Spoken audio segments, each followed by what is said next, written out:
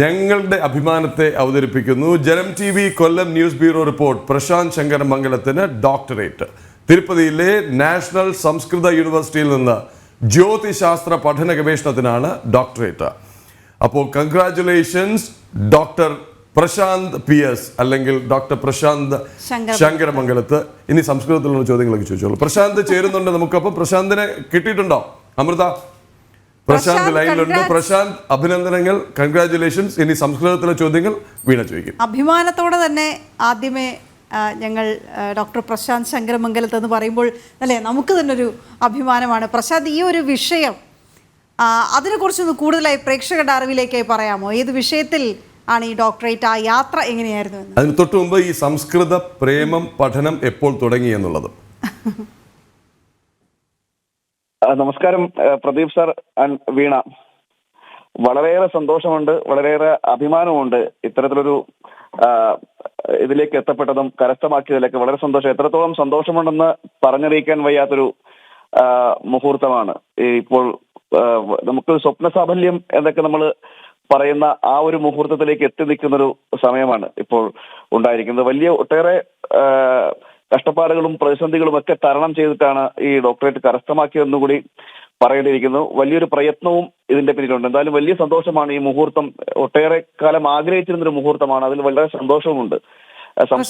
വളരെ തിരക്ക് പിടിച്ച റിപ്പോർട്ടിംഗ് ജീവിതം, ഒരു ജില്ല ഒന്നാകെ തലയിൽ കൊണ്ടു നടക്കേണ്ടി വരുന്ന ബുദ്ധിമുട്ട്, അതിനൊപ്പം തന്നെ മറ്റ് വിഷയങ്ങൾ കൂടി എടുത്ത് കൈകാര്യം ചെയ്യേണ്ടി വരുന്ന അവസ്ഥ, ഇതിനിടയിലൊക്കെ എങ്ങനെ സമയം കണ്ടെത്തി എന്ന് അതിശയത്തോടെ ഓർക്കുകയാണ്. അത്രയധികം കഷ്ടപ്പെട്ടിട്ടുണ്ട് എന്ന് പ്രശാന്ത് പറയുമ്പോൾ അതിൽ അതിശയോക്തിയില്ല.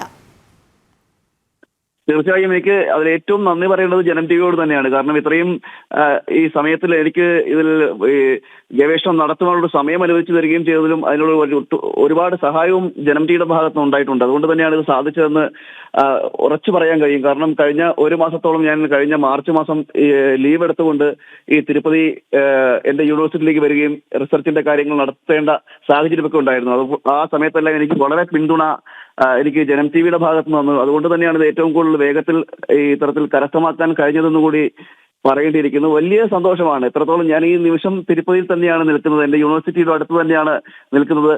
വലിയ സന്തോഷം. എല്ലാവരോടും എനിക്ക് സന്തോഷം അറിയിക്കാനുണ്ട്.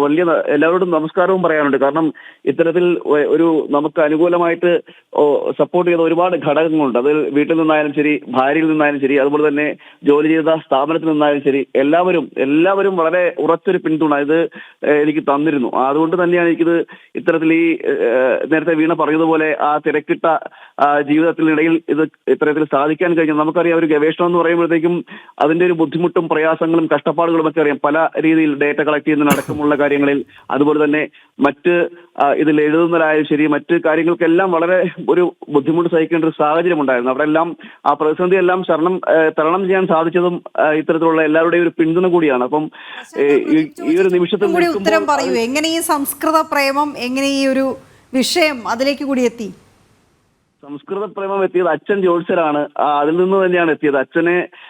അച്ഛൻ്റെ ഒരു വലിയ ആഗ്രഹമായിരുന്നു. അത് തന്നെയാണ് ഇതിലേക്ക് സംസ്കൃതം പഠിക്കാൻ വിട്ടതും. അതുപോലെ തന്നെ കൊല്ലത്തെ ഒരു സംസ്കൃത പഠനശാലയിൽ നിന്നാണ് തുടക്കം ഉണ്ടാകുന്നത്. അവിടെ നിന്നാണ് പിന്നീട് ഈ സംസ്കൃതമായി ബന്ധപ്പെട്ടൊരു സംഘടനയുണ്ട്, സംസ്കൃത ഭാരതി എന്ന രീതിയിൽ അഖില ഭാരതീയ തരത്തിലുള്ള.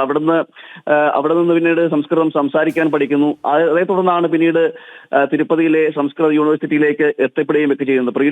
ഈ പ്രീ ഡിഗ്രി വിദ്യാഭ്യാസം കൊല്ലത്തായിരുന്നു.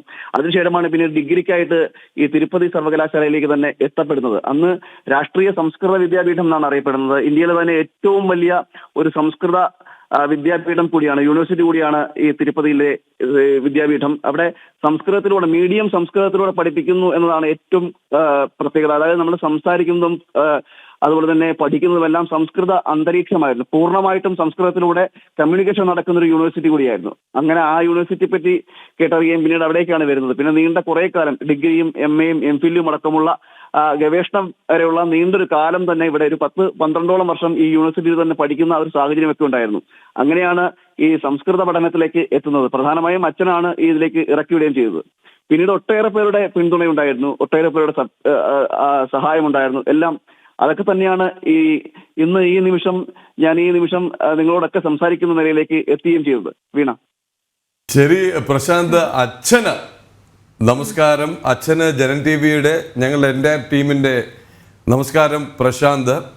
അപ്പോൾ വീണയുടെ കണ്ണൊക്കെ ഇപ്പോൾ പുറത്ത് വന്ന് നിൽക്കുകയാണ്. അപ്പോൾ ഞാനൊരു ഇത്തിരി വെള്ളം കൊടുത്തിട്ട് ഞങ്ങൾ അടുത്ത വാർത്തയിലേക്ക് നീങ്ങട്ടെ. പ്രശാന്ത് വേഗം തിരിച്ചു വരൂ, കൈനിറയെ മധുരവുമായി. ഒരിക്കൽ കൂടി പ്രേക്ഷകരുടെ ഇഷ്ടം പോലെ അഭിനന്ദന പ്രവാഹം വരുന്നുണ്ട്. നമ്മുടെ പ്രിയപ്പെട്ട സ്ഥിരം പ്രേക്ഷകർ എല്ലാവരും അഭിനന്ദിച്ചിട്ടുണ്ട്. എല്ലാവരും ഡോക്ടർ പ്രശാന്ത് എന്ന് വിളിച്ചു തുടങ്ങിയിട്ടുണ്ട്.